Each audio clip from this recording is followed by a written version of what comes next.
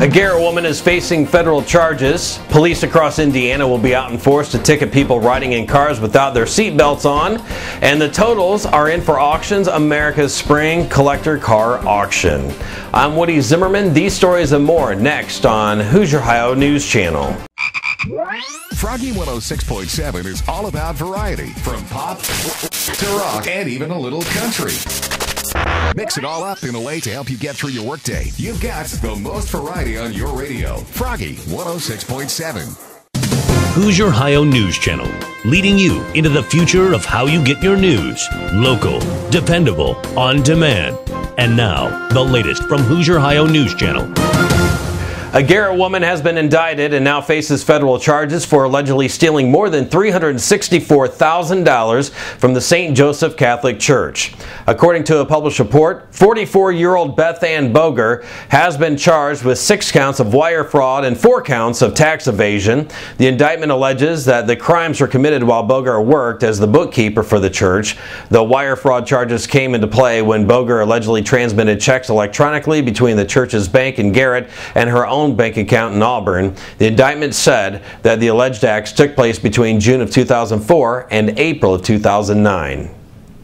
Law enforcement agencies throughout the Hoosier State today will step up their efforts to find and ticket people riding in cars without wearing their seatbelts. The increased effort will continue through Memorial Day holiday weekend into early June. Officials say that while about 92% of Indiana travelers are using their seatbelts, not all Hoosiers are taking the use of seatbelts seriously.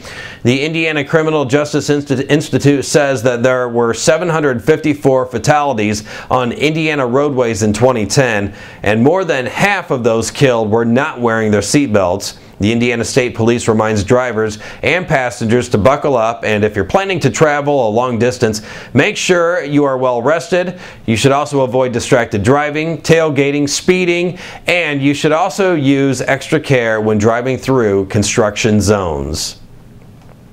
The auction totals are in, and Auctions America by RM say that its first ever spring car collector auction here in Auburn generated $6.7 million in sales, with 66% of its offerings selling at the auction.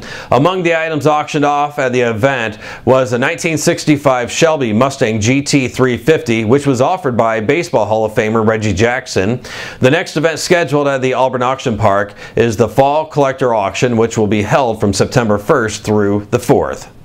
And that's the news for now. If you see news happening, you can email us at HoosierHioNews@gmail.com. I'm Woody Zimmerman. Have yourself a wonderful weekend.